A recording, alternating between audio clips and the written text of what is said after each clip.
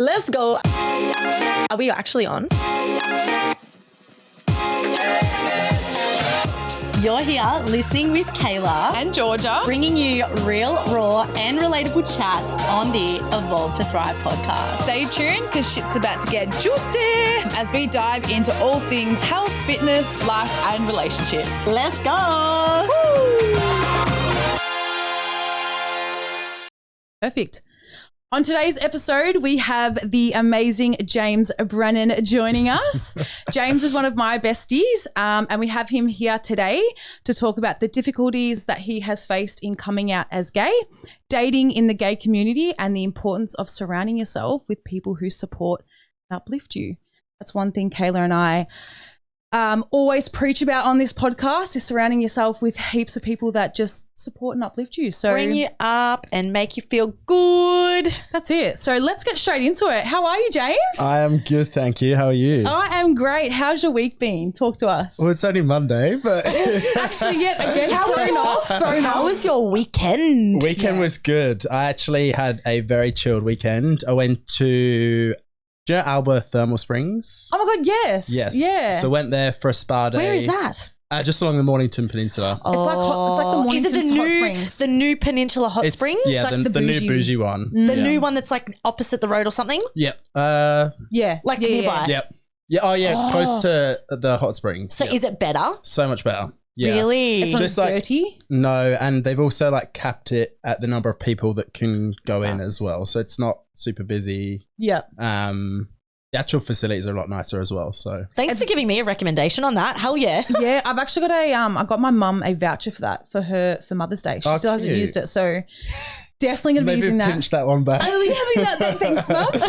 No, I actually. So I took my two friends, Kate and Darren, for their 30th birthday. But it was also 6 months late. So He's busy. also, I feel like with birthday presents, I always like to book experiences that I can also do myself. Yeah, I do the same. 100%. But it was good, and I had a pretty big week last week, so it was a nice way to just chill and have a bit of a reset. You did have a big week, didn't you? I did. Can we go into it a little bit? We can. Yeah. So I work for Kayla. You probably wouldn't. Well, you know that Georgia and I met through work. I do know this, but Yes. definitely go into it. Tell us a little bit about your work and who you are. Yeah. So I work for Circuit Recruitment. Hey, Circuit. Shout out. As a recruitment consultant, obviously. And last week I hosted my first networking event for salespeople in the tech space. Yeah, you did. So last week was it was a pretty big week, just getting everything ready, and then obviously hosted on the Thursday night. Had 60 or so people come. Oh wow, big turnout. Yeah, it was big, and then obviously Friday I was just like wrecked. Yeah. I'd had 2 glasses of wine as a bit of Dutch courage for before going up to host. Wait, Dutch courage or liquid courage? Dutch courage is like a saying. Oh, it is? Oh, okay. I was thinking of like Dutch oven. That's what that first thing that came to my mind. Are you allowed to discuss this? But what the hell? I've never heard of Dutch courage You've before. never heard Dutch. Like liquid courage. It's like drinking alcohol. It means the same thing. Yeah. Anyway, Carry on. Back to it. had 2 glasses of wine and then had 1 beer after, and I woke up on Friday morning as if I'd been out till 4 or 5 a.m. Hungover. I felt so hungover, but I think it was just exhaustion from Sleep deprived. such a huge week. I was just wrecked. Yeah. But mentally, physically, because it's like you were planning all of it too, weren't you? I was, yeah. Yeah. So probably took about 4 or 5 months for everything to come together. And now it was very surreal on the night because it just started as a concept, and then all of a sudden I was there and I was waiting to go on and present and all these different things, and then it was done. That's amazing. But we're going to do another one, so any salespeople listening, shout out. Love it. Tech sales too, isn't it? Tech sales, Tech yeah. sales. Yeah. Dope tech sales. That's interesting how it takes such a long time and build up to plan events like that, and then it's just like over Yeah. so Before quick. you know it. It's Yeah. like even prepping for a show. Like, And it's weird because I was like in the lead up, I was almost wishing it away because I was so stressed and anxious about it. I met with MG probably like a week before, and I was telling you how much I was absolutely dreading it because I'd never hosted before. I'd never like been in front of an audience or done public speaking. So I was really, really anxious. But after it, I was like, I'm kind of glad that it's over. Like, and I felt like a celebrity. All these people are coming up to me like, you did so well. I'm like, I love you. that. Thank you, Stop. I'll do photos later. Good on you. That's amazing. That's amazing. All right. Well, let's get into our segment of the week, which is our craving or tip of the week. So do you have a craving that you've had for the week or a tip or some advice that you can give to someone? I have a... Just freshen up there. I have a tip of the week, and it's actually off the back of my week last week. Yeah. And it's to get comfortable being uncomfortable. Yes. Love that. And I feel like uncomfortable situations lead to growth, and whether that's professionally or personally. So lean into it and just embrace it. Yeah. That's my tip. 100%. So public speaking for you was definitely outside your comfort zone. Yeah, 100%. That's interesting because we probably have the same kind of tip for this week. I know, Georgia, I think you're going to say a similar tip, which I'm going to get you to go first. But it's definitely along the lines of getting outside of your comfort zone, right? Yeah, it was. Well, so you and I both did a little workshop yesterday, a mindset workshop.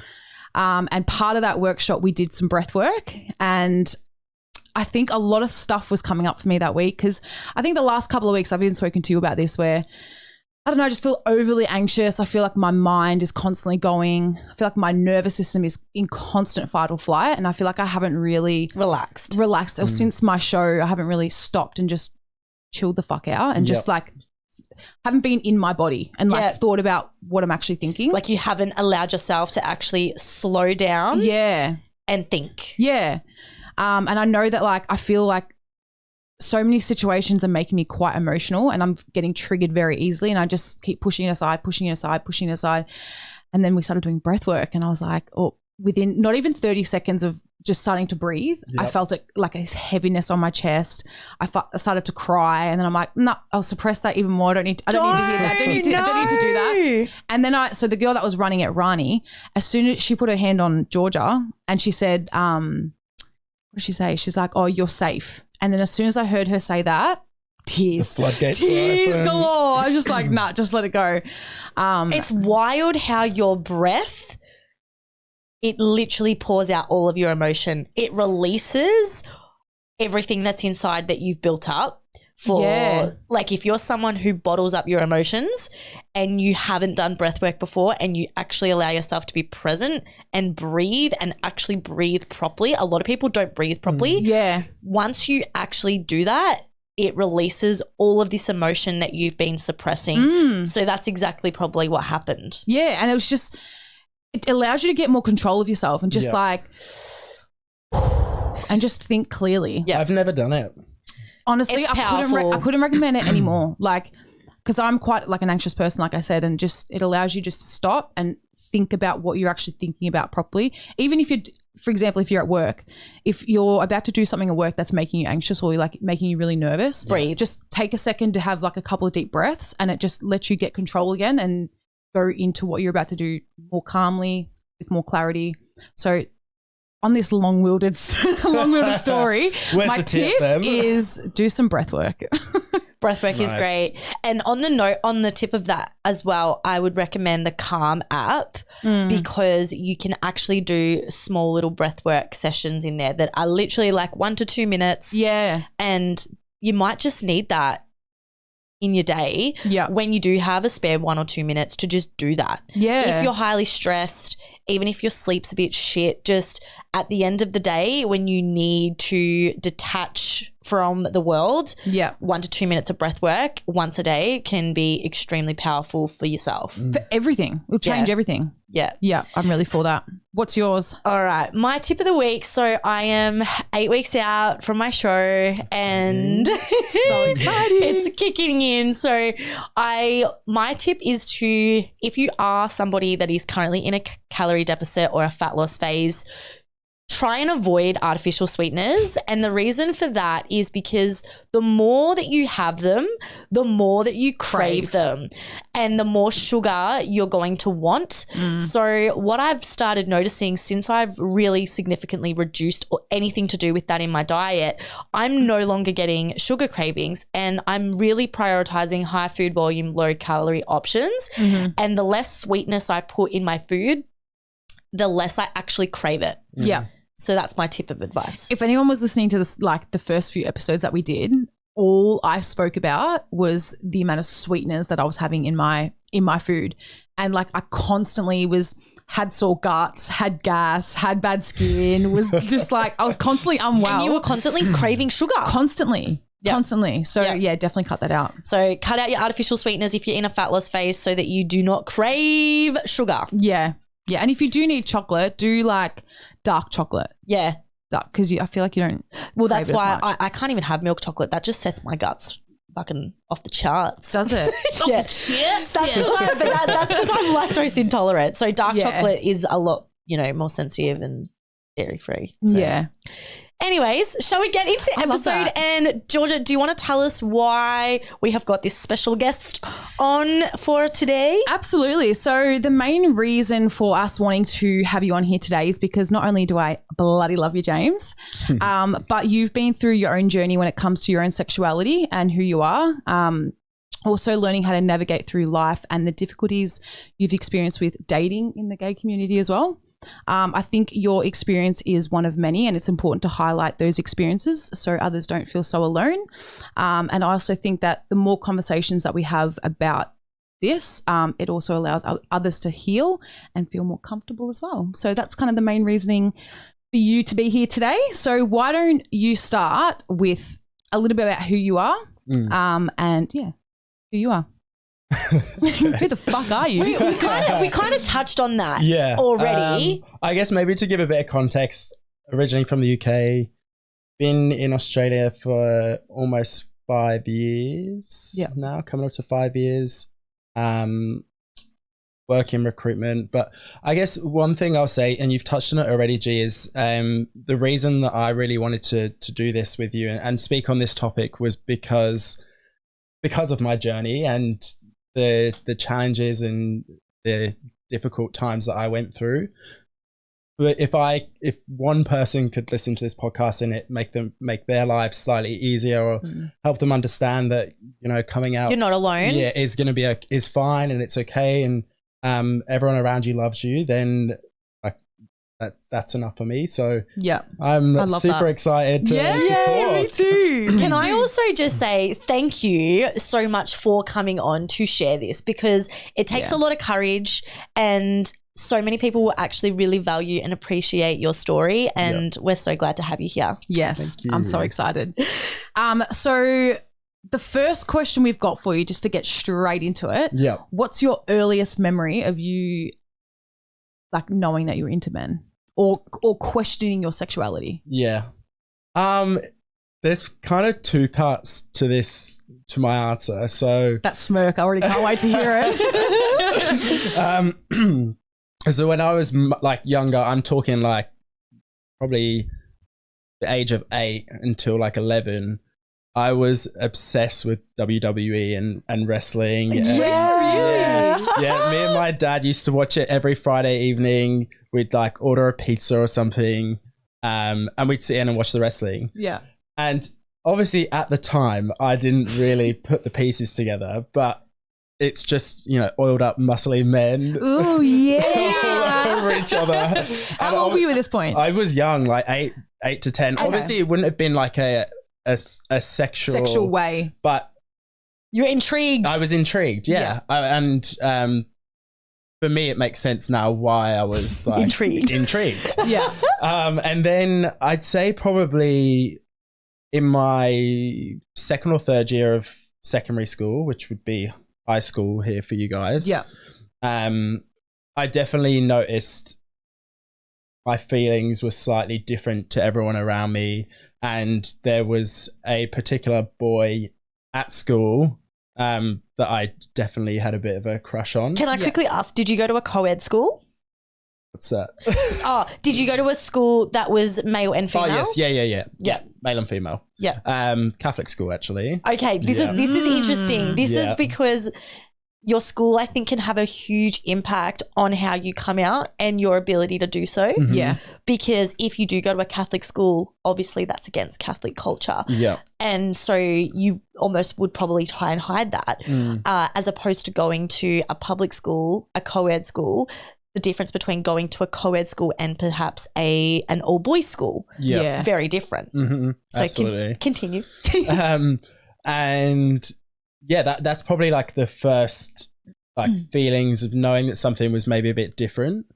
But I then suppressed that and just put it under the rug and didn't think about it. So how long did you keep this under the rug before you actually let it out and told somebody? Well, I'll maybe start by just giving you some context. Should I just go through the full story? Go through everything. Yeah. Don't. We're not going to hold you back. I'll go in through there. the story. If you Get have deep. questions, feel free to ask me. Yeah. So I finished sixth form, which would be college to you guys, and went to uni. And actually, so before that, I had gone on. I'd surrounded myself with these group of boys that I'm still friends with now. But on reflection, I realized that I probably befriended them to keep up this like straight facade. And I was actually bullied quite heavily at school. One, for being fat, and two, for people would call people people would call me gay. Yeah. And they'd make fun of me and make jokes, and because a lot of my friends were female, I'd get picked on for stuff like that. Yeah. And so you didn't date at all in high school? Like, did you have girlfriends or? Not really. I mean, I've kind of like pretended to have crushes on girls and stuff like that. So then went to uni, and there was a girl on my floor. So uni halls, girl that was living on the same floor as me. I won't say her name. I was just about to. We'll just No call names. her Miranda. And like we got very friendly on the first week that I moved into uni, and it was like, oh, this amazing experience. And sorry, prior to that, I should have said that the group of boys that I'd befriended, we'd gone to a place in Greece one year, and I slept with a few different girls, but what I would do was just get myself like blind drunk. Just to get through it. Just to get through it. Yeah. And then I was like one of the lads. Yeah. Because So you really forced yourself to try absolutely. to Yeah. like be sexually attracted to women. 100%. Because like I just thought, I'll go into why in a second. Yeah. So then obviously met this girl from uni. We so nearly said her name. And we were like, I guess you'd say dating for 2 or 3 months. I think we maybe had sex like once or twice. What was your headspace in that period of time? Do you know what? I think I was in so much denial that it didn't unfaze me. I think I almost felt like this was the norm, and I just was like, well, this is my life now. I'm just gonna have to like try and suppress these feelings and live a second life. Were you in your head? Were you like, did you know you were into men at this time, or were you just I like, knew. I'm not into her? No, I knew, because I would watch. Like, as was a gonna boy, say, I'd did you- watch porn. Yeah. Yeah. And it's so funny when I think about it. Like, it's, post-nut clarity. Have you heard of that? Yes. Yeah. we've So heard of that. I'd watch porn, and then I would finish, and then I would feel sick to my stomach that I'd watched it, because I was so ashamed for watching gay porn. So I knew by the time I got to uni that I was gay. Yeah. But I was just doing my best to suppress it. And then I'd say probably we finished things after about 3 or 4 months. I just said it wasn't for me.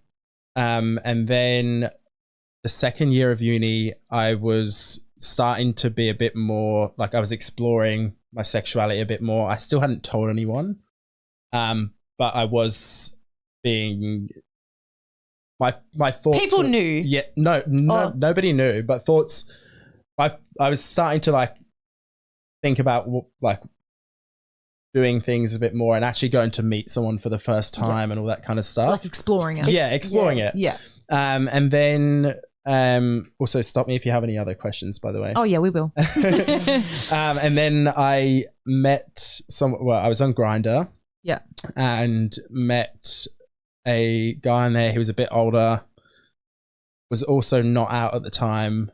So, and we'd met up to just hook up basically. And we did. That was my first, maybe my second experience. I think I'd maybe been with one other person. Were you nervous going to this? Oh my God, petrified. Yeah. Like, so how old? shaking. How old were you with your first sexual encounter with a male? I was 19. Okay. Yeah.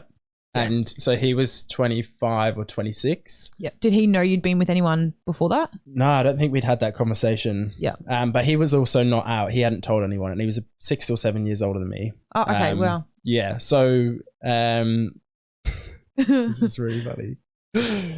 I met him and we did bits in the back of his van.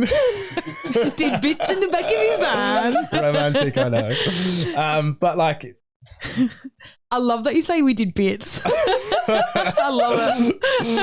Well, I'm not going to go into the actual details. We'll use our imagination. Anyway, I had that encounter and I was like, oh my God, this guy's amazing. We like chilled in his van for a little bit. How romantic. And it was outside my flat at uni with all my flatmates just like in the apartment. Anyway, then went and like met him again. We went for a date, which was my first date ever with a guy. We went bowling and I still remember to this day, I said about 3 words the whole time I was there. I was so fucking nervous. Sorry for swearing. You can swear. You can absolutely swear. I was so nervous. And like you could see me shaking, and he was even like to me, "Are you okay?" No, I'm not. And I was just like, "I've never done this before. I've never been on a date and actually been on a date with someone that I feel sexually connected to. Yeah. That's never happened for me." Were you ever worried about like people catching you or seeing you with him? 100%. Yeah. I'll get onto that in a second. Because were you in a location where it was your local area? My uni campus. Like everyone. Oh, so you're setting yourself up. Yeah. So I was dating him then for about 10 months. But it was, I mean, it was my first relationship. I was very young.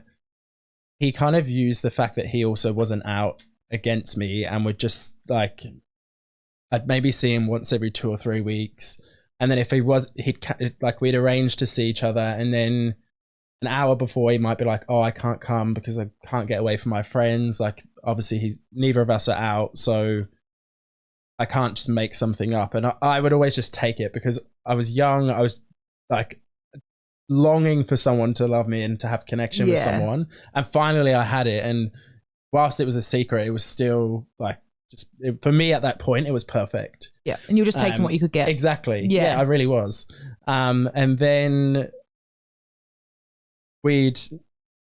everyone had gone, like, whilst I was seeing him, I would just say stuff to my flatmates like, oh, I'm just going to go see my mum. She's come up to London, so I'm going to go see her. Or I'm staying with so-and-so, and I'd go and like either he'd stay at mine or I'd stay at his. It was very secretive. I lived a complete secret life, a double life for 10 months.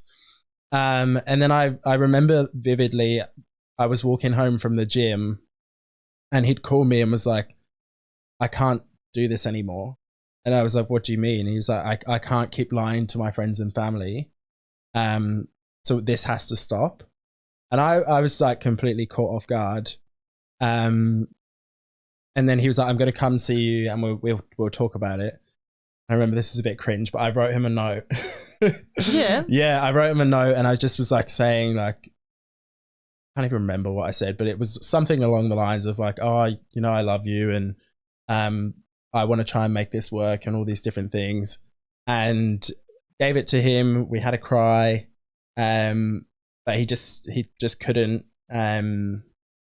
he couldn't look past the fact that if we were to stay together, we'd have to tell people. Yeah. So we decided to end things. How long ago was this? This was Like when you're 19, 20? 7 years ago now, Yeah. 6-7 years ago. Has he fully come out now? Well, it's funny you say that because it was probably about a year ago, 18 months ago. We still follow each other on Instagram, and I reached out to him, or maybe he reached out to me, and I asked him, and he'd still only told his mum and like 1 or 2 friends, bearing in mind he would be like in his 30s now. Wow. Wow. It's actually so sad to hear Yeah. the amount that people just suppress this and I really know. bury it And and feel they're ashamed. ashamed. Yeah. Yeah. Yeah. What do you think the biggest reason is for people feeling ashamed? Because it's such a common thing now. Like there's so many, it's such a huge community. Why do you Yeah. think people still feel that shame? I guess I can speak from my own personal experience. It's kind of hard to speak on behalf of like other people, but for me, the biggest thing was my dad and also school, which we'll talk about in a bit. But being bullied, I think was you like hit the nail on the head with the shame thing. Like I felt so ashamed from probably like 16, 17 when I first like really realized that I was gay. Yeah. All the way up until 22, 23.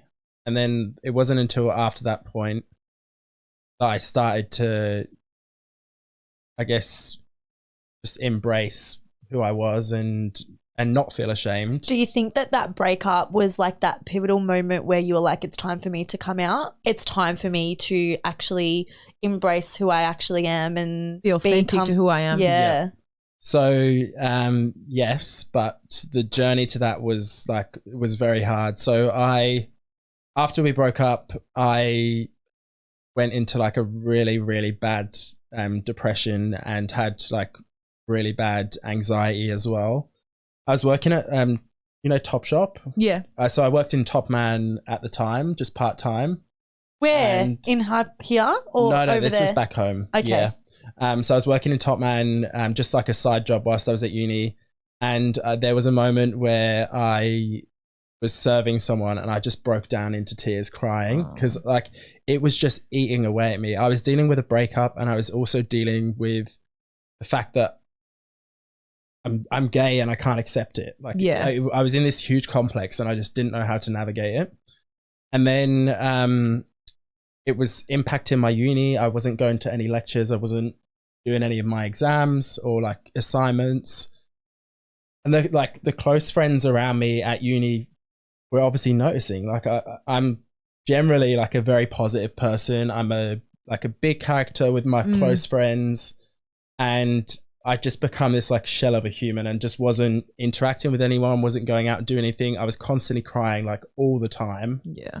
And at this point, no one knew, did they? nobody knew. Yeah. Yeah. And I would have these breakdowns in front of friends and they'd be like, you can tell us what's wrong. And, I just could not bring myself to tell them. I just couldn't. And Were you in a share house as well? Yeah, I was. So you were literally hiding this whilst living with the guys that thought that you were straight. Yeah. I can only imagine the feeling of this just like eating away at you because it would affect my God, every it was aspect of your life. Torture, like actual torture. And I'm glad that it happened because it's like I'm the person who I am now because of that. 100%. But yeah, so I kept having these breakdowns, and then a really close friend of mine, Nicole, had messaged me one day and said like, "Oh, let's catch up." And I said like, "Oh no, I'm just not feeling good. Like I don't want to hang out." She's like, "James, I'm coming to yours. Like I'm gonna come see you." So she comes in and we like sit down, and I'm not sure, like maybe chilled for like half an hour or so, and then we was talking. She was like, she'd asked me if I was happy to share with her, and I said no, like don't worry. And she said to me, and I will always remember this, James, just so you know, I know, and I don't think any differently of you. I love her. And then after that, it was like a full release, and I was like floods of tears. crying like I was a mess. And you needed that though. Oh my God, it was like the biggest release. And like I'd been holding on to that for my whole like entire life almost. Yeah. And it was the biggest weight lifted off my shoulders. And we sat and we talked, we cried, she cried with me. I told her everything about Dan and the relationship that him and I had, and all these different things. And like that for me was like a pivotal moment in my life and something I'll never forget. Oh, that makes my whole soul feel warm. It's so nice to hear that now you're on the other side where you're completely happy and content and comfortable with your sexuality. But a question that I have as well is, do you think that the people around you, like, did you question, they all know I may as well just come out, or was it more of a, you thought, nah, they have no idea? Nah, honestly, I don't think, well, I know that quite a few people didn't suspect it. Nicole, she's a very good judge of character. And you know when someone just knows you better than you know yourself. Yeah. Like she was just that person. Yeah. And maybe it was even a case of like process of elimination. Like we'd gone through all of these different scenarios of why I might be upset, and I would be like, oh no, it's not that, it's not that. And when I did speak with her, she said, I always had an inkling, but like I was never going to pressure you to say anything.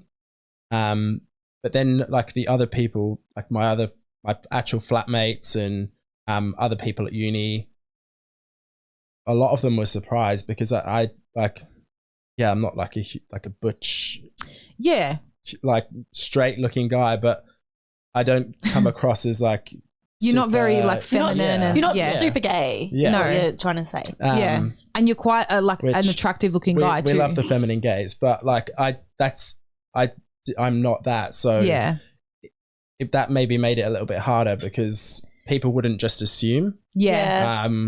Although people did at school, I think like I obviously changed a lot from then.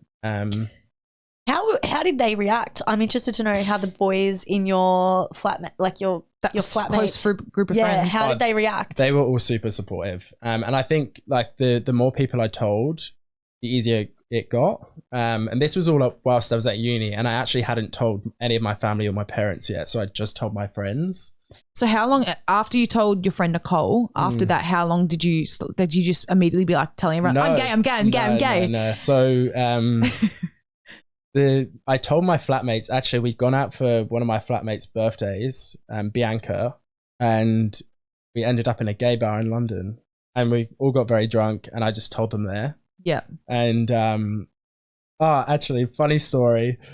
I told my other close friend Kelsey, and I said to her, I said something along the lines of like, hey, Kelsey, I'm gay, but like I don't want to be, or something like that. And she was just like, oh, it's okay, don't worry, like you can just be straight if you want to be straight. I was like, Kelsey, I don't think you understand. but I think she definitely isn't like, she's not that stupid. I think she was just trying to be supportive and didn't know how to respond. No hard feelings, Kelsey. She just did not know how to react. And were you drunk in this moment?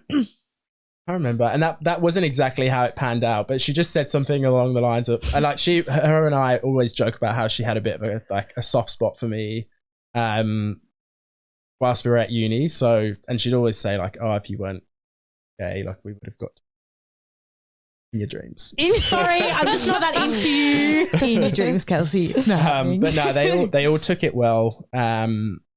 It got gradually easier, and then obviously I had the second coming out, which was my parents. Yeah, let's talk about that. Let's talk about this.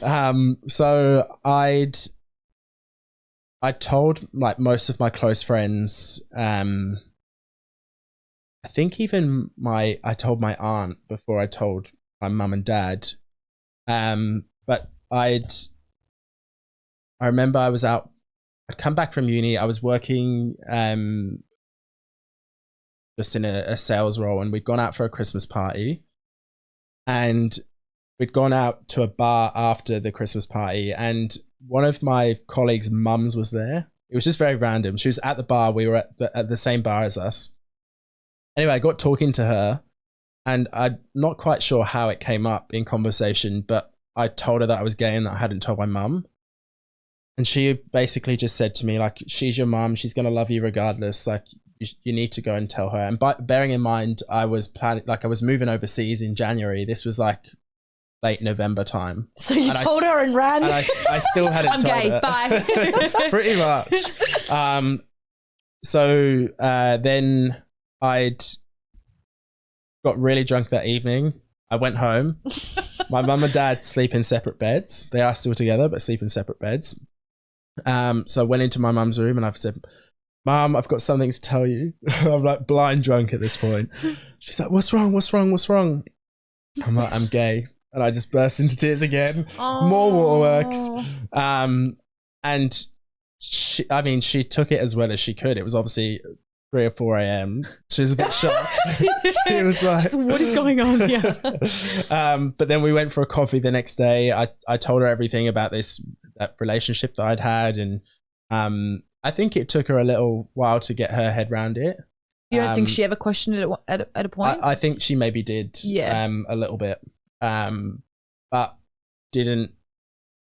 My mum's not the sort of person that would even like really think about that or would pressure me to say something or ask me questions. Yeah, was never asked about girlfriends or anything like that, really. And then she just basically said to me like, "All I want is for you to be happy." Yeah. And can't change who you are, so I'm going to support you regardless. And then at the coffee, we'd decided that my mum would tell my dad when I left. Yeah. And the reason for that is because my dad is quite openly homophobic. Like, for example, if we were watching like a soap, like a drama or something, and there were 2 guys that were kissing, he would make a homophobic slur and like get those off my TV, that kind of thing. Yeah. He wouldn't even realize at the point, like at that time, what that was doing to you. Well, it's funny you say that because when I moved to Australia, I started to see a psychologist, and I explained this situation to him, and he said, well, your dad might have actually been saying that to let you know that it's not okay. Yeah. And so I have I'm 99% sure that my dad knew and was using that as a way to be like, it's not okay to be gay, so not in this house. So, and we're just like subliminally. So I was gonna say though that definitely would have made you suppress telling them. Oh my god, absolutely. Because it even reflects in the type of relationship you've ended up having with him for like the last few years even. Do you not have a relationship with your dad? My relationship with my dad is quite strained. So my mum told my dad, I left in January of 2019, and she told him, I think in either January or February. I didn't really hear anything about it, and then I had a chat with my mum on the phone, and she said that my dad really didn't take it well. She was close to divorcing him or leaving him. Basically said to him, like, if you can't accept James, then I'm done. Bearing in mind they've been married like 35 years. Wow. That's how badly he responded. And did you have a conversation with him? We've never spoken about it. You've never spoken, even to this day. To this day. So, once my mum told him, this was nearly 5 years ago. 4.5 years ago. Once my mum told him, he did not speak to me for 3 or so years. And not a single phone call. Nothing. Not a single phone call. I think I got like a Merry Christmas or a Happy Birthday text. Did you ever try to reach out to him or call him? No, because you're my dad. Yeah. Like, it's your responsibility to reach out to me and to embrace me. Like, you're actually the reason that part of the reason why I struggled so much growing up and coming to terms with my sexuality. So if you're not willing to accept it, then I'm not reaching out to you. I've already accepted that you and I don't have a relationship anymore. So if that's what you want, then fine. But why should I make the first move? And then I think just on that, sorry, I think that's why a lot of people also struggle, is because at the end of the day, all we really want is to be loved and accepted And by if our parents. If your parents, like if you're younger and you're struggling with your own sexuality or identity, yep. coming out and not having your own parents like accept you, that would be a massive factor as to why people still have some shame. Yeah, some shame towards it. 100%. And then things kind of like, I wouldn't say they improved, but we've had a couple of phone calls, but we've never discussed it. I actually haven't been home since I moved out here, so it's almost 5 years since I've been back to the UK. What made you move to Australia in the first place? To escape. Really? Honestly. Yeah. Really? I wanted to restart my whole life and not have any preconceptions, or I could be whoever I wanted to be when I moved here. Fully yourself. And nobody would know me. Nobody would have any like prejudgments, or like, it was just a fresh start. Yeah. That was the main driver for me. Yeah, so like we've had a few conversations. We've never directly discussed it. But it's always been very surface level. And I was saying this to you, G, I think the other day, my grandma like sadly passed away a couple of weeks ago. It was my dad's mum, and him and I had a conversation on the phone, and it was the first like raw, real conversation I've had with him since I moved out like here. Literally a few weeks ago. Yeah. How did you feel after having that? Well, what did the conversation involve? Well, it was more so like I felt incredibly guilty. It's the second grandparent that I've lost and not been able to go home. It wasn't discussing me or my sexuality, but it was just like a real conversation. It wasn't just like a, hey, how's work? Surface level. Like, how's work? What's the weather like? That's the kind of conversations that we've had most of the time. But it was an actual like real conversation. I was like just explaining how guilty I felt for not being there, and he just said, look, you need to do what makes you happy. You can't put your life on hold for things that are going to happen inevitably. And I was obviously very emotional after, but it was nice to have that moment with him. Probably something you've been craving your whole life. Yeah, too. Absolutely. And I think like when I do go home, which will be next year, I'll somehow have to have that conversation with him. But it's very scary. How do you think you'll approach it? Because like you'll have to have that conversation no matter what. Eventually, you're gonna have to have it with him. How do you think you're going to approach that? Look, it's a hard one. And if you'd asked me this question like a year ago or 18 months ago, I was still very angry, and I still carried a lot of resentment towards him. But I've kind of had a bit of a switch in mindset, and I've just like, I don't think there's any excuse for like, not that he's done anything awful, but there's no excuse for how he feels about being gay and all that kind of stuff. But he is a subject of his surroundings, and 100%. He's grown up in a strong Catholic family. He's not religious at all, but has lived a very like, was a football hooligan when he was younger. Just like a very macho, like a masculine culture. Like traditionally masculine. And whilst it's no excuse, the reality is that it does play a part. Massive part. Do you think just time has allowed you to think about this and now go into this with like more of an open mind, how you'll approach dealing or building? Do you want to build a relationship with your dad? Yeah, look, I think you've also accepted yourself a lot. I have. Yeah. And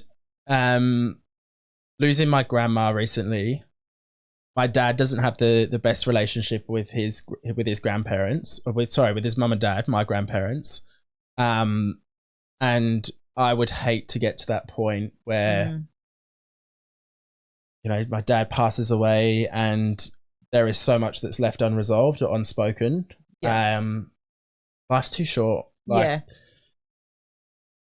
he is, if he's willing to take some accountability or show some accountability and actively try to change his views and accept me, then I am open to it, because like you've only got one relationship with your dad, like there's no replacing it. So yeah, I think that's really brave, and I think that's really inspiring as well to be able to say that, like, because that moment would have been so hard for you, and like to come out the other side and like to actually, you know, kind of be open to actually building that relationship. I think that's huge. And just accepting yourself too, because it's like at the end of the day, even if he doesn't respond in the way that you want him to, you've fully accepted yourself. Your mum is proud of you, loves you, your friends support you, and obviously are very confident in who you are. So you can still live a happy life being who you are without that relationship.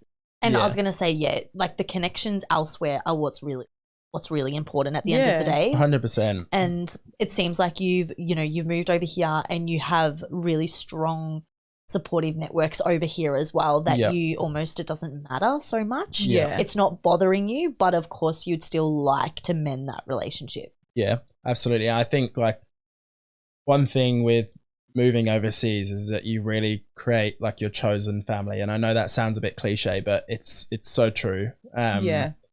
People around me that I have in my life now, even in comparison, and this is not me like disregarding the friendships I have back home, but it's just a different kind of friendship over here, because like, especially with other people that have also moved from overseas, you just like create this bond where if you know you've got each other, or you know you can rely on each other because you're in the exact same position. And the connection is so deep. Absolutely. I was also going to say, you genuinely feel like you can be your complete authentic self with these people. And I think it's not even, I don't think that you've moved over here. I think as you get older, you just start making connections with people who are more similar to you. Like even Georgia and I, for example, like I could think about the friendships that I had in high school versus, you know, the friendships that I'm starting to have now with new people. And those connections are so much deeper and so much stronger than the people I was friends with in high school. And the interesting thing is as well, a lot of people stay friends with people because they were friends in high school. You don't need to stay close to those people. Like it almost doesn't matter whether you've only met this person a week ago, a month ago. If you genuinely feel like you have a stronger connection with them and they understand you and they get you and you can be your complete self around them, I think that's more valuable than keeping a friend around who you don't even really feel like you have a strong connection with, but you're continuing to stay friends because they were friends with you 20 years ago. Do you know what I mean? At the end of the day too, like as humans, we just crave deep connection. So don't keep people around you just for the sake of it, just because you've been friends with them for a couple of years. What is like one bit of advice you'd give to someone who's struggling with their own identity, to kind of have that conversation with the people around them? Or like what can they do to get more comfortable with who they are?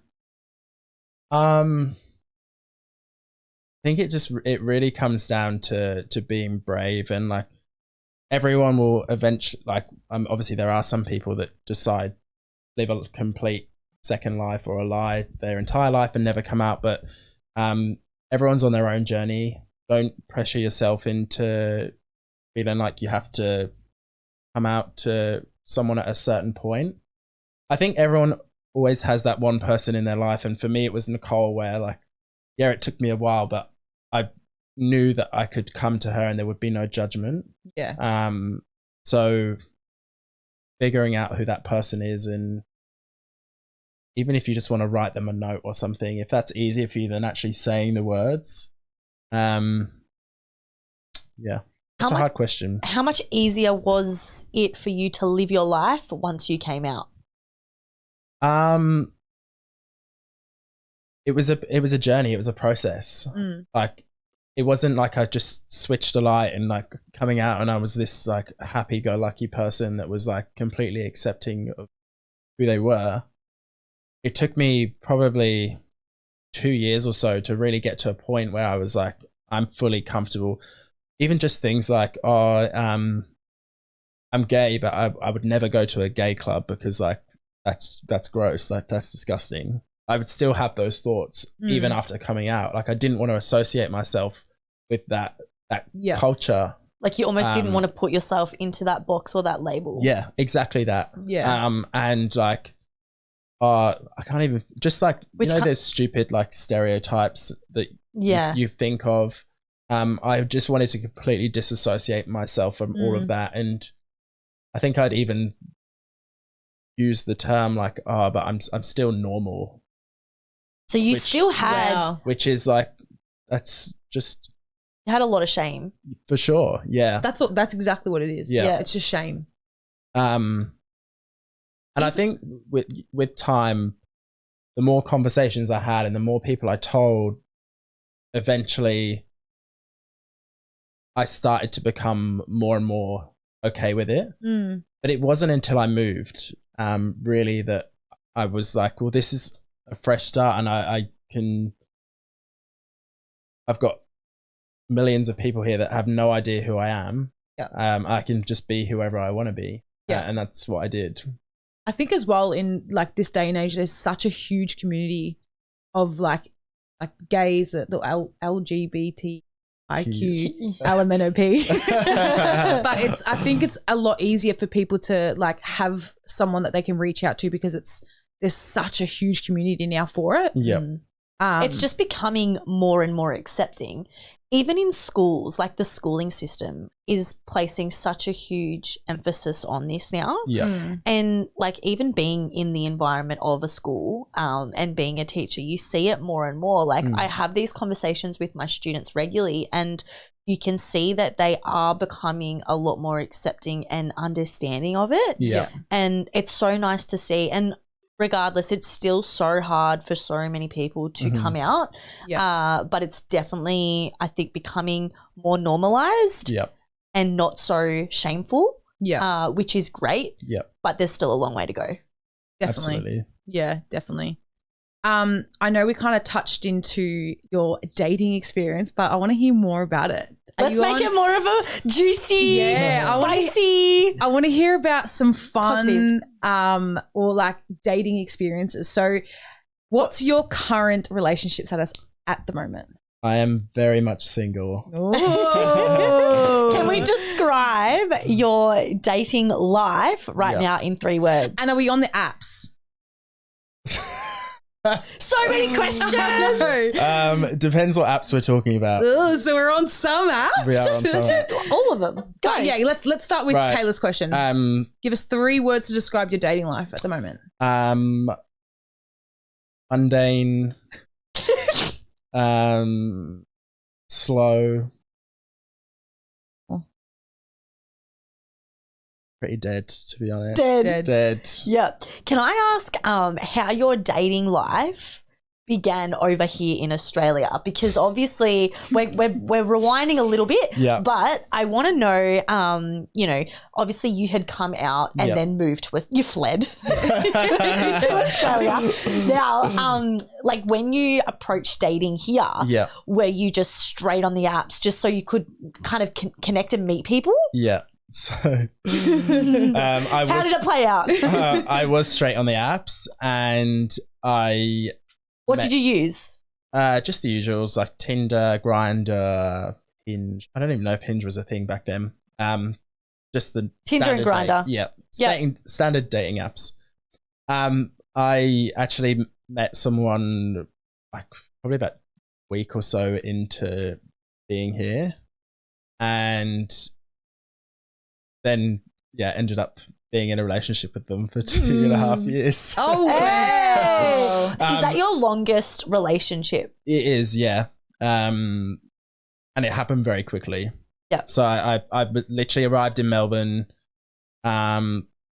did like 2 weeks in Melbourne, 3 weeks in Sydney, came back to Melbourne, and I was like pretty much seeing him straight away. Do you think that happened because you almost felt like you needed somebody over here? Literally just about to ask that. Yeah. Like did you just like latch onto him because you thought you needed? Yep. So he came across as like very well connected, had lots of friends, And in hindsight, I think I just latched onto that.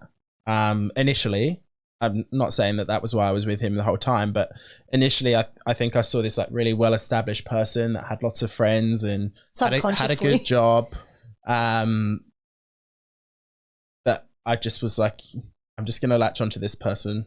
I was going to say subconsciously you were kind of like, well, this is my way to kind of meet new people. Exactly. Yeah. And I did. I made heaps of friends that I'm still friends with now to this day through that situation. Yeah. Yeah. And have you had, other than him, many positive dating experiences, or what's kind of like the dating in the gay community? Because I hear a lot of different stuff, even just from your, like what you've told me and just through people as well. There's a lot of open relationships within the gay community, and there's a lot of there's cheating that happens there's fucking cheating happens all the time. All the time. But it's interesting that you say this because my best friend is also gay. Yeah. So I hear the ins and outs of the dating in the gay community as well. Yeah. And it blows my mind some of the things that I hear. Yeah. But then it also is not so very much different. Yeah. But it's also like, I feel like gays are outrageous too. They can be very, very outrageous. They're promiscuous. Yeah. Very high sex drives as well. Yeah. Yeah. Yeah. And I also hear as well, we've spoken to Peter about this as well, but there's a lot of straight men on Grindr. There are. Yep. So, well, I mean, use the term straight loosely. If you're, yeah, true. If you're on Grindr, then you're probably not straight. Exactly. But no, there definitely are people on Grindr that will have like straight, because on your profile name, they might have like straight or on Grindr. Yeah. There might be guys out there that are straight that want to explore. Well, that's what you said that your friend Matt had experience. He was on the dating apps, and there's a few football players that he was sleeping with that were straight. So, and again, it comes back to the whole shame in that culture of, I guess, some, obviously, again, it's becoming more normalized, but again, there's still that shame depending on the environment in which you're in. If you are in an environment where it's quite, masculine energy and homophobic, of course it's going to be shameful for you to come out. So you're going to be doing this stuff discreetly. Yeah, of course. And discreetly is via dating apps, right? Trying to think of any like dating. Has this happened to you? Have you had any straight guys that you've slept with? I have, yeah. And you not any footballers though, sadly. No, what? You're like, bring them my way. They told you that they were straight, or that they hadn't come out yet. Yeah. Or that you were there. Have you been people's first like gay experience? I don't know about first. I've definitely like been with like people that have identified as straight on Grindr. I was also that person at one point. Like I was using Grindr and I had like straight in my. It's like I feel like obviously, as you've mentioned, there might be people on there that are just simply looking to experiment, but a lot of the time it is just you've put straight in there to almost be like, well, I've put straight, so I'm not gay. Like, you're trying but I'm still sending my dick and ass to like lots of different men, and you're also copying up the ass at the same time. I'm about to get railed, but I've got straight in my Grindr bio, so that's fine. Who are you kidding? Just yourself, mate.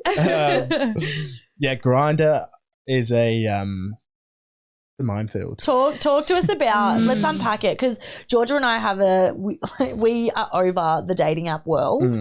I've had it for 2 weeks and I'm already fucking over it. Yeah, it's exhausting. Yeah. What's shit about it and what's good about it? Tell us some about stories. Grindr. Yeah. Do you know how like Grindr is, like the actual app, what it looks like, how it works? Can't say I do, to be honest. I actually cannot say I have any idea. And is Grindr only? Second, but we should do a live. Is Grindr only for gay men? Yes. Okay. No. Yeah. Like, is it gay for men? Also, like trans, lesbians? No, no lesbians. Okay. But no lesbians allowed. No. Okay. So trans and gay men. Correct. Yeah. Yeah. So it's like a grid. And you're like, it's based on distance. So the closest person to you will appear at the top of your grid, and it's to the meter, so you can see how many meters away that person is to you. Can you go into that a little bit further? There's a story that George is clearly wanting you to get out. Well, quite recently, actually, there was a guy that appeared on my grid Real closely. 0 meters away. So I jokingly messaged him and I was like, are you in my apartment? And he's like, yeah, I actually am. And like we just had a bit of a laugh and a joke, but turns out he lives in the apartment below me, and I can see his front door when he walks into it, like after work. Wow. So we actually went for coffee like last week. So you left the apartment We did, to have your first date. Oh, nothing's happened there. Sexually, great guy, just nothing's happened. Is anything it's a bit too close to home? Could be a bit awkward if something was to happen. Do you have that sexual chemistry with him though? We've literally spent an hour together. I can't really. But he's really cute. If something was to happen and then you run into each other in the lift, and then you've got another date over, and it's a bit weird. Isn't it? Exactly. But yeah, Grindr, you can have like, it's different. You know how to explain it, like different titles, I guess. So you can have like twink or cub or bear. Explain it. Is this like jock? So basically, like a twink would be someone that's like quite slim, almost young looking. Okay, so it's describing what the way they you look like. Okay. Yeah. Then a bear would be like a larger guy that's like furry. Hairy. A cub would be like a miniature bear. Not like miniature in height, but like someone that's maybe so fascinating. Someone that's like maybe not as big. And then you have like otter. So and then seal. I love this. And then you have like jocks, which are like technically like six pack muscles. Yeah. My kind of going. Yeah. And then there's so many different things on there. You can have like the position like you're how in, many the kinks that you're into. You can add that to your profile. If you're a top or a bottom, that's the one. Yeah. What are you? Come on, share with the people. Share with the people. What are you? I am verse. So you do both. Verse. I enjoy both. Yeah. What did you say? Verse. Verse. Yeah, we call it. Yeah. Oh. So really depends on the person I'm with. So you're triple threat, is what you're saying. Pretty much. Yeah. It really depends Best of both worlds. Yeah. I mean, can't go wrong. If someone's like obviously like like if they're bigger than me physically, then obviously not all the time, but like would usually bottom for them. Although I will say I've not had a willy in my bum in a year. Is there, because I know I've heard something like if you're like, what is it again? Top, what happens if you're top both? No. So like if you're one position, I mean, you won't go with someone else. You're only that position. Yeah. That's a thing? Oh yeah, there are some people that are exclusively top or exclusively bottom. Okay. That's what I mean. Yeah, I mean that makes it difficult if you're dating someone and you haven't discussed that yet. Like say for instance, if you matched on Tinder, obviously the conversation doesn't necessarily turn sexual straight away. Whereas Grindr, it's like a very sexual app. Like honestly, if I was, and this is not anything to do with me or how I look, but I could message someone now here in 2 minutes. Yeah, it's purely just it's that transactional, it's that accessible. Where was I going with this? So if say for instance you've matched on Tinder, you hadn't really discussed that, and then went on a few dates, and then it turns out you're both bottoms, then that might cause really not an issue. I'm sure if you like the person enough that you just surely compromise and work around it. And I think that's why a lot of gay guys do open relationships in those situations. Right. My question here is, I feel like if you were both bottoms, like anyone can surely give it, right? It would be more of an issue if you were both tops. It would be, yeah. Do you know what I mean? Yeah. That would be more of an issue, I feel. Yeah. If you're both exclusively tops, which there definitely are guys that just don't either enjoy it or aren't comfortable doing it. then yeah, that would obviously be a bit of a problem. That's so interesting. Have you been on like any cool dates? Like, any romantic dates that stick out to you? Are you someone that likes to be taken care of, or do you like to take care of someone? How I guess. You like to be taken care of. She's a princess. I've tried so hard to be the other person, and it just doesn't work. Like, I've tried so hard to be like, oh, maybe I'll go for like someone that's like a couple years younger than me, and I can be like the person that looks after. You haven't wrapped anything in that. It's not the way. I'd much rather be a little pillow princess. Yeah. We're all pillow princesses. All three of us. 1, 2, 3. I can't think of any like standout date, best date. A date that sticks out to me before I moved out here, I matched a guy on Tinder. I was living back home at the time. This was in between the time that I'd finished uni and was moving out here. And he lived in Birmingham, which was probably like 2 hours drive. And we'd matched on Tinder, never met. I drove up to Birmingham to see him. We went for dinner at some really nice restaurant, and I ended up staying with him for like 3 nights. Oh. But we just like connected so well. Yeah. It was weird. I was very young at the time. Probably shouldn't have done it. I also lied to my mum about it. Sorry, Mum, if you're listening. Sorry, Mummy. That's probably one that really sticks out to me. I've only, to be honest with you, obviously I was in a relationship here for 2.5 years. I've been single for 2 years, but I've honestly... I was going to say 2 weeks. I really haven't dated much since I've been single. They're the best type of dates though, because when you like really connect with someone rather than like, I mean, obviously it's nice to be wine and dine, but when you have great connection with someone or you have like a good, just great conversation, they tend to go further than just being like looked after. I'm craving that. 100%. I've not had that in so long. Yeah, same. I've not gone on a date where I've been like, or like seen someone a few times and been like, wow, I connect with this person emotionally, intellectually, physically, sexually. Like I just have not felt that in such a long time. You're not alone. You are definitely not alone. I mean, not to the point where I'm like, I'm not miserable about it, but like it would be nice. Yeah. It'd be nice if he came along sometime soon. So are you actively dating though? Or like, well, obviously you're not. Do you think that you will? I mean, for me, I definitely am actively dating. Always out there. I've been, I mean, obviously like hookups are completely different.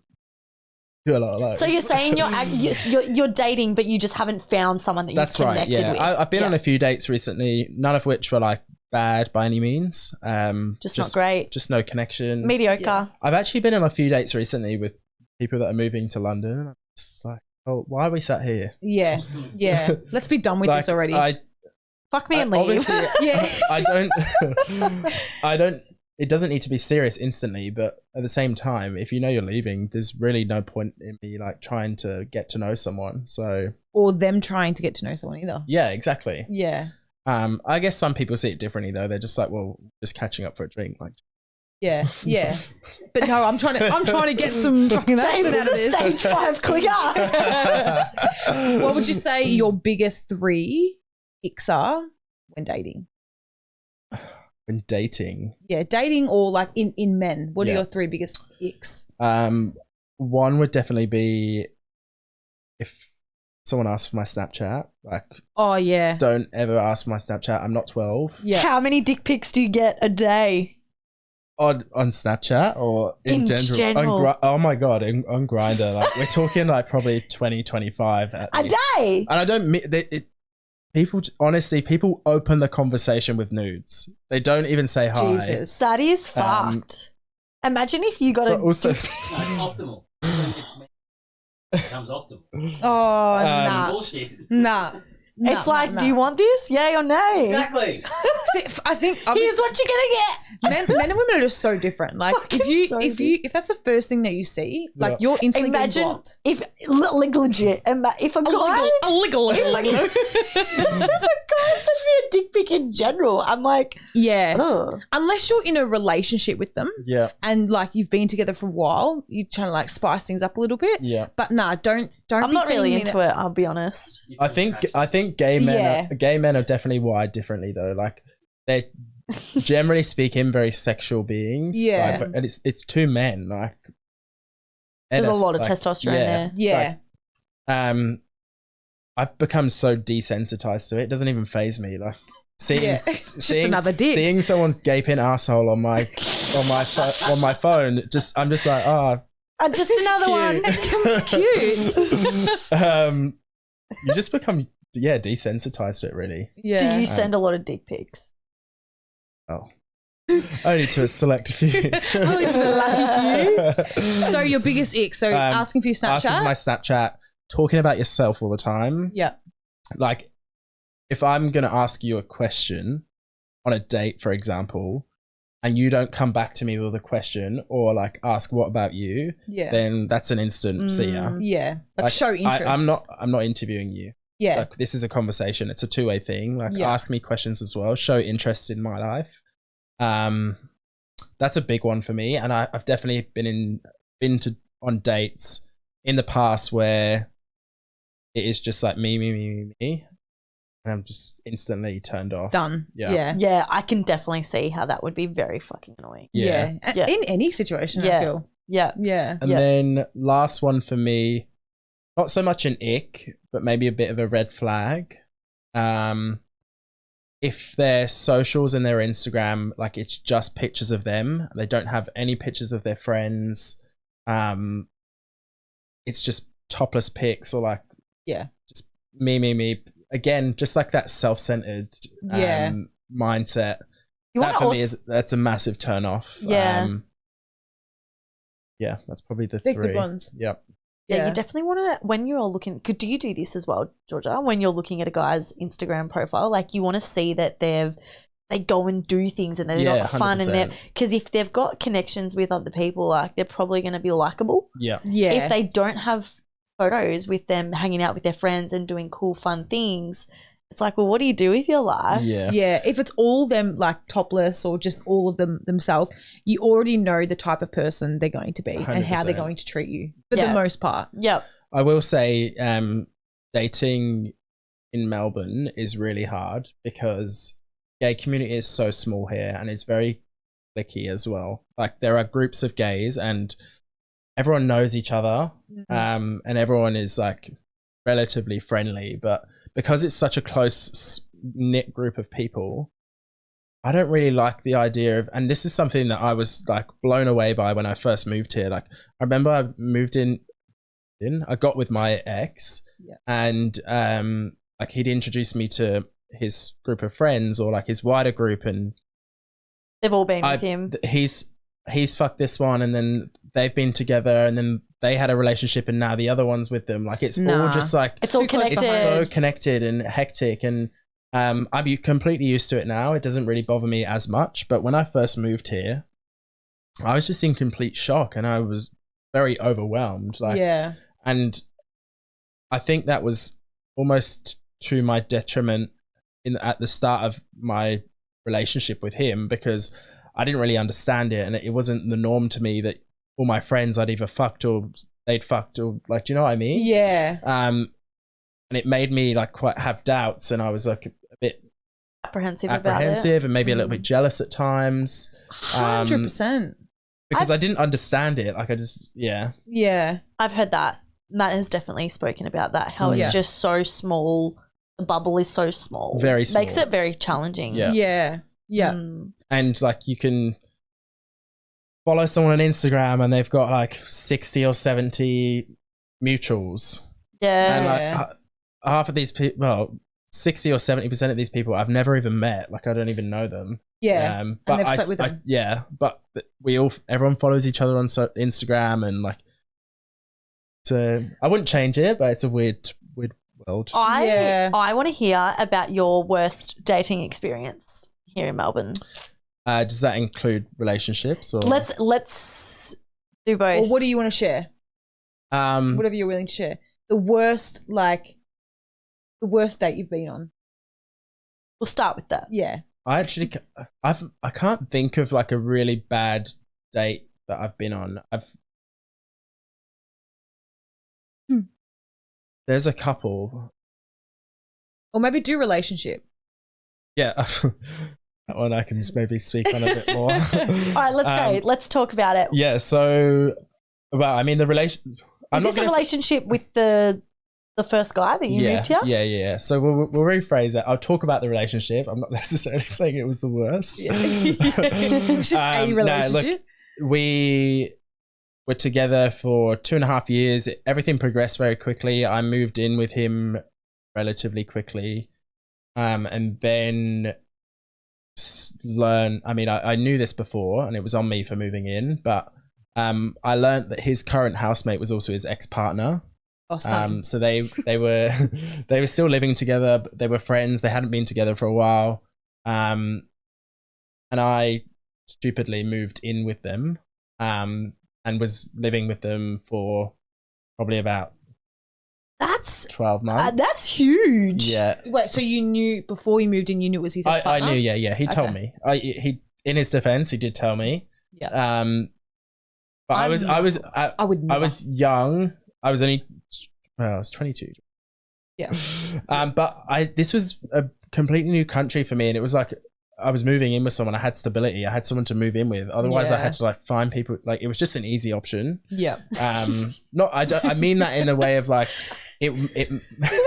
You're just an easy option, thank you. No, not he. I'm just gonna plant my seed right here and take all your friends. Not that he was an easy option. I just mean like it made sense for me to do that rather than to try and like find a house share. Yeah, of course. It was comfortable for both of us. Yeah, and it made sense for the time. Yeah. But that obviously like triggered lots of like problems in the relationship. Did you have jealousy and stuff? Yes, absolutely. And look, I didn't have the best relationship with his ex-partner. We didn't really get on. And then it got to the point where it got very bad in the relationship, and his ex was kind of impacting everything. So I turned around to my ex and said to him, look, if he doesn't move out, then I'm like done with this situation, because we were arguing all the time. It got very toxic.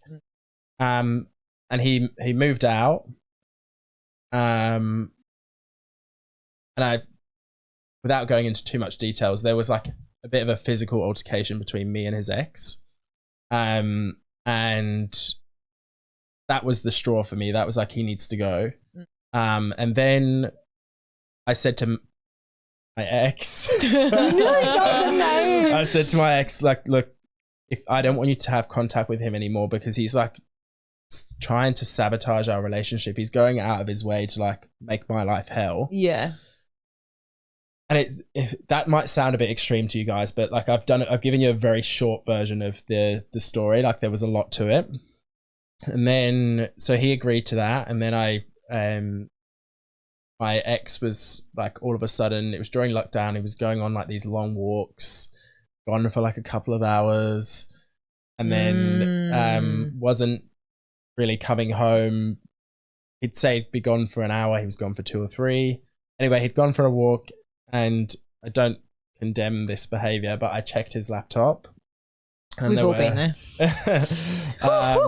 And there were messages between him and his ex, and he'd gone to meet him for lunch. And then I scrolled through the messages, and there were messages like, when are you going to leave James? And it's like, oh, the time's not right, but soon. So I found that out, called him, he came home, had a massive argument. Then I left for a week or so, and he like begged me to stay with him, and I did. And that was when it kind of really got much worse. It just was, we were constantly fighting, and like, I'm definitely no saint in this situation. I did some shit things as well. I never cheated on him, but I did do some shitty things. I behaved poorly, and that's something that I have to live with and be accountable for. But then I think, so we were just arguing lots. Like, it was just like, we're living with each other, just the two of us. It got more and more toxic. Then we were in a lockdown, and he'd been a close contact, so we were isolating together. And I just, we were both sat working, this was on like a morning, and I just turned around to him. I was like, I can't do this anymore. Like I'm just done. He was like, what do you mean? I'm done with this relationship. Like it's destroying me and it's destroying you. Like we just need to end this situation. So they then had to isolate each other for 6 days after breaking up. Which definitely would not recommend. Get the fuck out as soon as that happens. But there was so many breakups in COVID as well. Yeah. Oh yeah. It definitely would have put a strain on the situation, but look, it was bound to happen. Yeah. And then I learned after that he'd cheated on me several times. Probably like 3 or 4 times on different occasions. But I think because I was so done with that relationship, by the time You're checked out. Yeah, so checked out. By the time we'd broken up, I'd already grieved the loss of it. And I was like, this is a fresh start for me. I can honestly, it felt like I'd started my experience in Australia again. Yeah. Because my experience was him. I met him like the week I arrived or the second week. Like all I knew was him and his friendship group. Yeah. And now I was able to start fresh and like just go off and spread your wings and fly. Yeah. So yeah, that was definitely one of the toxic dates. Yeah. toxic What's the situations. biggest, before we get into our rapid fire questions, what would you say is the biggest difference between the person you were 5 years ago when you first came to Australia to the person you are now? Good question. I think I'm going to answer it slightly differently, but the one thing that this whole experience has taught me is resilience. I feel like obviously everyone has a different story, but being gay and all the challenges that I faced, I had to constantly pursue and keep going through these different times, and it's shaped the person that I am today. And through all of those times, I had to be incredibly resilient. And like for me, that has been like my kryptonite with work, with personal life, with professional development, with personal development. It's something that I've always held on to, and will continue to hold on to as well. I love that. I love that. You've spoken so well today as well. So I want to give you a bit of credit I'm so for proud of you. that. And we're really grateful to have you on, because I think this is such a great conversation that opens the door up to so many other people who are or have been in your situation before too. 100%. So, and when you hear other people, like if you're going through something yourself and you hear other people speaking so openly and comfortable about it, it just makes people that are suffering but uncomfortable be more comfortable. 100%. I think it's really a case of like a problem shared is a problem halved. Like just having first time I heard that was from you. that's a great little motto. Like having that one person that you can share something with, because like, you know, we've had conversations where like spoken to me about situations that you're in or vice versa, and having that one person there that you can trust, and they can help you process your emotions, rationalize things. Like, it's just a life changer. Oh, there's nothing like having a good friendship group around. Yeah, absolutely. Love it. Your support network is everything. Everything. Oh my gosh. Should we get into our rapid fire questions? Let's do it. So James, last segment, and this is short, sharp, quick as you can be. See how you go. Oh, good evening, Peter. Suri's here. If you dive into it a little bit deeper, we'll forgive you. Okay. Yeah. All right. So first one, I know you said this before, but your biggest ick. One biggest ick in a relationship. In a relationship or just in general? Just in general, biggest ick. Snapchat. Yeah. All right. Cool. or spray on skinny jeans. On men. That's a good one, actually. Yeah, nah. That's goodbye. An open or monogamous relationship? Monogamous, always. But no judgment to open relationships. Have you ever done an open relationship? I've not, no. Fuck no. Don't do it. That you've been aware of. No, I haven't. I do have friends that have and do it well. Yeah. I think each to their own. Yeah. No judgment from me. Are you more into a more femme or more masculine type of man? I think somewhere in the middle for me. Yeah. When I was a bit younger, I'd probably say I was lent more towards the masculine side, but as I've grown older and also connected with my femininity, I'm kind of like someone that's kind of 50-50. sat in the middle. Yeah. Love that. Would you describe yourself as 50-50 or how would I'd you say describe so. yourself? Yeah. It's Yeah. like I wouldn't say I'm not super masculine or anything. Some of the clothes I wear might be considered on the feminine side. Like I'm very expressive with the clothes. Not right now. I'm just wearing a black t-shirt. Yeah. Like if I was going out, for example, like Yeah. I'm wouldn't say I push the boundaries as such, but like I will wear stuff that maybe isn't considered masculine. It's like alternative. Yeah. So somewhere in the middle. Yeah. Yeah. Perfect. Dinner date or activity for the first date? Dinner date. Yeah. Yeah. Ooh. Okay. You kind of answered this before, but sex on the first date, yay or nay? And it can't be just meeting to go have sex. Yeah. It's like going on a date. Yay. Yeah. I would, and I have. Yeah. I'm not gonna say that like it's a rule for me that I have to, but If it feels I've done right. it. So yeah, if it feels right. Yeah. I'm adding an extra one. Are you for or against one night? Like, well, obviously you are for one night stands. Do you enjoy one night stands? That's a really good question. It depends on whether or not the actual one night stand was good. If it wasn't, then I tend to feel pretty shitty about it. But if it was really good, I'm like, it's nice. Yeah. I think it's different for women because it's like more emotional. Yeah. We struggle a bit more to separate the emotion from it. I feel like I'm fine with it, but it's not something I do now. I Yeah. absolutely don't do it now. I have no interest. Yeah. But previously, when I was in that frame of mind, sure. Yeah. Yeah. Who's paying for the first date? Always halves. Oh! Actually, I thought you were a pillow princess. Yeah, not financially. Yeah. I don't need someone to pay for my shit. I can pay for my own stuff. Like, Yeah. I'm independent in that sense. But I like the emotional support of someone that's going to take care of me. Yeah. But I would never let someone pay, nor would I offer to pay. Yeah. Is there an etiquette with it in the Yeah. gay world? I think generally speaking, it's 50-50. Like, yeah. unless, like, look, if someone was like to me, if I had a really good date with someone and they were like, oh, look, I'll pay this time, you pay the next one.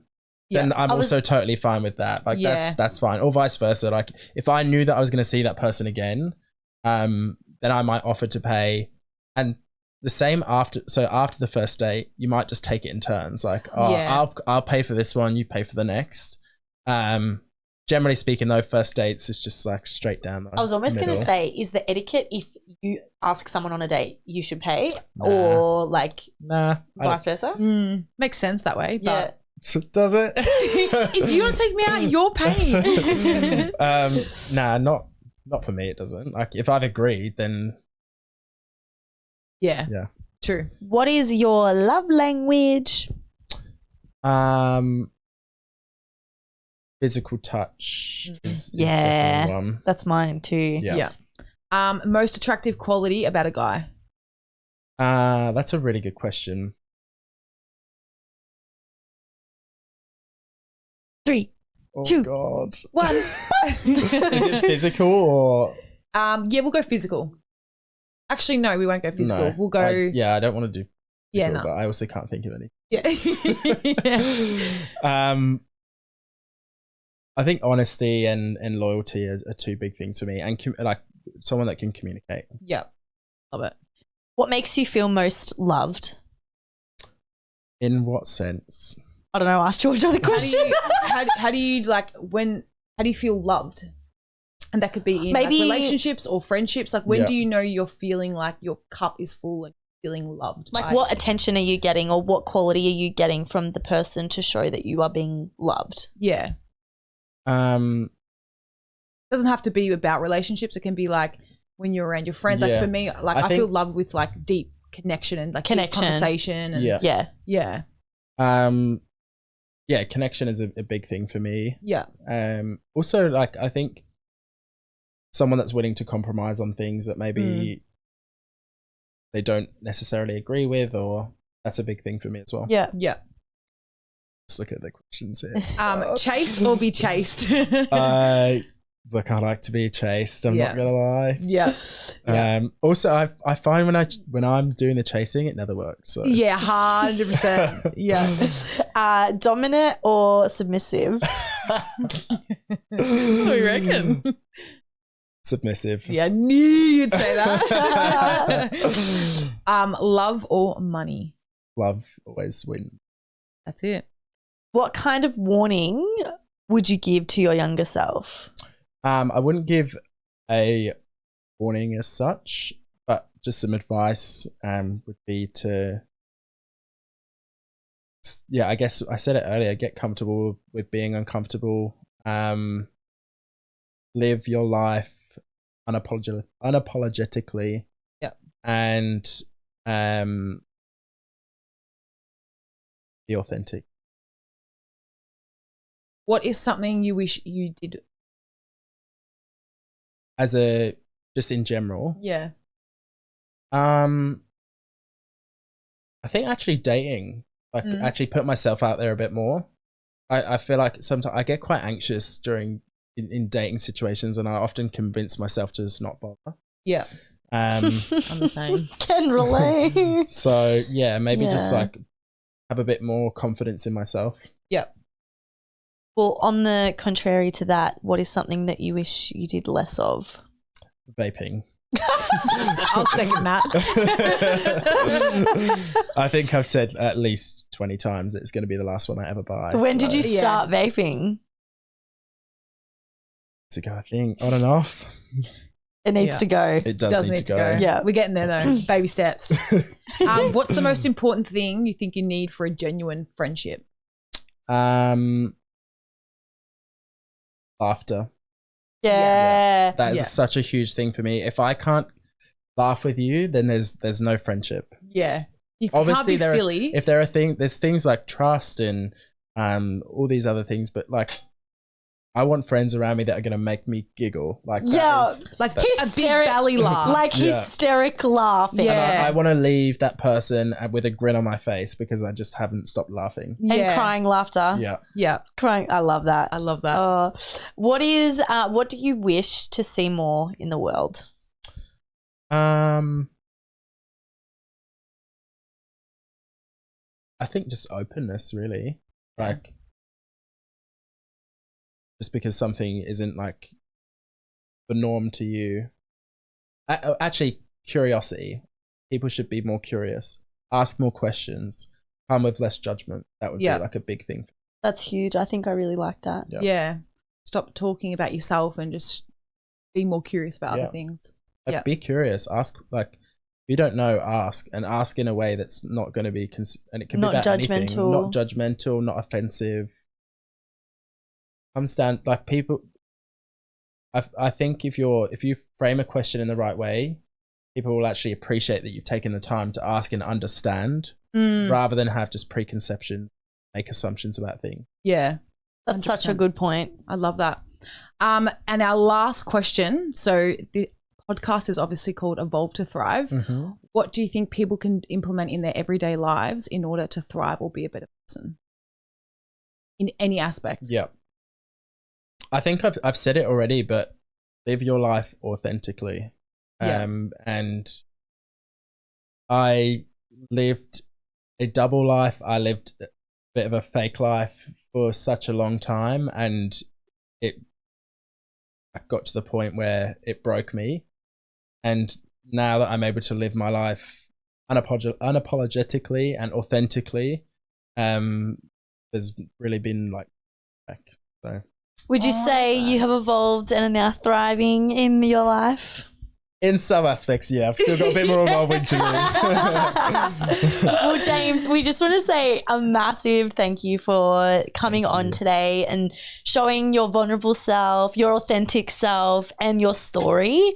I am so grateful for that. And I think so many other listeners, again, we've already said this, but will appreciate this and resonate as well. Your story, will definitely matter to so many people, and it definitely deserves to be spread. So Thank you so much. Very proud of you. About bloody time. And by the way, I definitely want to have you more in my life. I'm coming to hang out with you. Absolutely.